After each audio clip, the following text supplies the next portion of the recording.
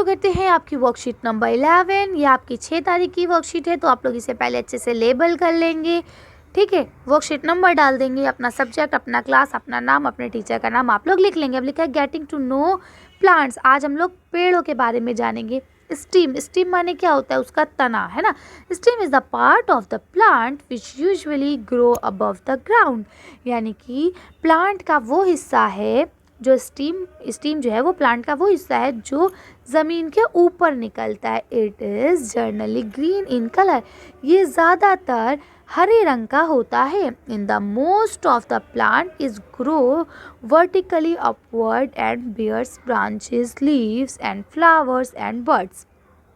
ठीक है, तो बोलते हैं कि ज़्यादातर पेड़ों में ये ऊपर ही की तरफ ही निकलता है। इसके अलावा इसमें जो है क्या क्या होती है, ब्रांचेस होती हैं यानी शाखाएं निकलती हैं, पत्तियां, फूल, है ना, और बहुत सारी कलियां इसके अंदर से निकलती हैं। The point on the stem where leaves and bones are known as node. ठीक है, जहाँ पे स्टीम से पत्तियाँ निकलती हैं या कुछ, है ना, जुड़ा हुआ शाखाएं टाइप की निकलती है, उसे हम लोग क्या बोलते हैं? नोट्स बोलते हैं। The position of the stem between the notes are called internodes. और इनके बीच की जो ये जगह होती है इसको हम लोग क्या बोलते हैं? इसको हम लोग बोलते हैं इंटरनोड्स।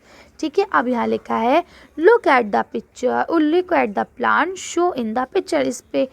इस प्लांट को देखिए जो आपको पिक्चर में दिखाया गया है, given below, and note it parts, और इसके पार्ट्स को नोट कीजिए। ठीक है, देखिए ये फ्लावर है, ये स्टीम है, लीफ है एंड रूट्स है, तो आपने नोट कर लिया। अब आगे पढ़ते हैं।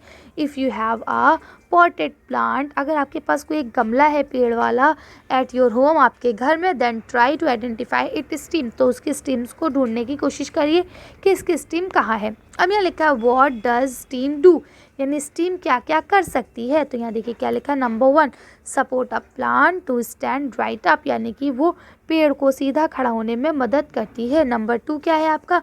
Hold leaf, flowers, fruits and birds, और उसी के अंदर से पत्तियाँ, फूल, फल, है ना, ये सब चीज़ें निकलती हैं, कलियाँ।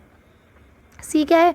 Transports water and minerals from the roots to other plants of the parts of the plant, यानी कि वो पानी को और मिनरल्स को रूट से ले जाके पेड़ के अलग अलग हिस्सों में भेजता है। अगला क्या लिखा है? Transport food from leaves to different part of the plant, और उसके बाद वो पत्तियों से खाने को लेकर पेड़ के अलग अलग भागों में भेजता है। अब उसके बाद क्या लिखा है? In some plant stem make food for plant, यानी कि कुछ प्लांट ऐसे हैं जिसकी आपकी जो जड़ें हैं वही खाना बनाती हैं, वो सॉरी जो स्टीम से तना वही खाना बनाता है, जैसे कि कैक्टस। ठीक है, तो आप मतलब ये कह सकते हैं कि सिर्फ एक कैक्टस ही ऐसा पेड़ है जिसकी तना जो है यानी स्टीम जो है वो खाना बनाती है, अदरवाइज सबकी जो है पत्तियां खाना बनाती हैं। ठीक है, अब क्या लिखा है? Rita took a small plant with white flower. Rita ने एक छोटा सा पौधा लिया, किसके साथ? जिसके ऊपर सफ़ेद फूल था। She cut it from stem base and place in it glass contain coloured blue water. ठीक है, यानी उसने क्या करा? उसको जड़ से काटा थोड़ा सा तने के ऊपर से, और उसको एक ऐसे ग्लास में रख दिया जिसके अंदर ब्लू कलर का वाटर था, यानी उसमें इंक घुली हुई थी। She left it undisturbed for 1 day, यानी उसने उसे ऐसे ही बिना डिस्टर्बेंस के एक दिन के लिए छोड़ दिया। अब क्या हुआ? अगले दिन उसने क्या नोटिस करा? On the next day she observed colour paste on the petals of white flower of the plant, यानी उसने ये नोटिस करा कि जो ब्लू कलर है वो उस फूल की पत्तियों पे अलग अलग जगह पे नज़र आ रहा है। तो अब ये बताइए, इन्होंने लिखा think and answer why did it happen. आप सोचिए और इसका जवाब दीजिए कि ऐसा क्यों हुआ।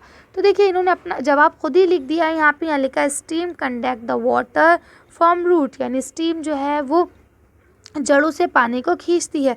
Mineral dissolved in the water move up in the stem along with water, यानी कि जो भी चीज़ें, जो भी मिनरल्स वगैरह पानी में घुले हुए होते हैं वो स्टीम के ज़रिए ऊपर आ जाते हैं। Water and minerals go to leave and other parts of attachment to stem through narrow tubes inside stem के अंदर जो नैरो ट्यूब होती है उसके सहायता से ये सारी चीज़ें, चाहे वो पानी हो या जो भी चीज़ पानी के अंदर घुली हुई है, वो सब जड़ों से स्टेम के ज़रिए होते हुए पेड़ों के फूल, पत्ती और अलग अलग हिस्सों में पहुंच जाते हैं।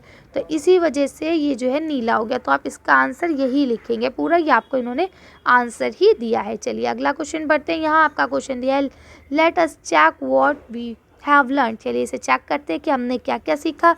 तो फिल इन द ब्लैंक्स। अभी आपका फिल इन द ब्लैंक्स है, यहाँ लिखा है conduction of water take place dash through present inside team stem. अब ये बताइए कि क्या होता है जिसके ज़रिए पानी अंदर जाता है। तो आप लिखेंगे नैरो ट्यूब, है ना।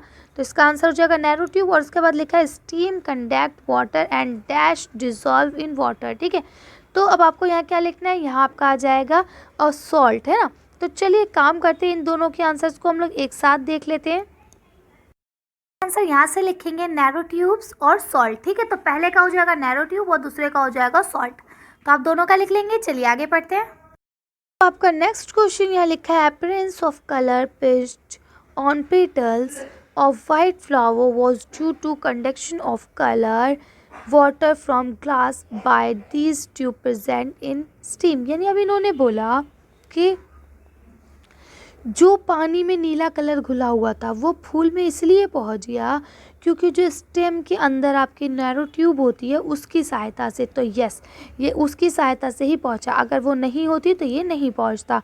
अब आप इस पे यस पे टिक कर लेंगे। अब आपका नेक्स्ट क्वेश्चन है, write to function of stem. अब आपको स्टेम के 2 फंक्शन बताने हैं।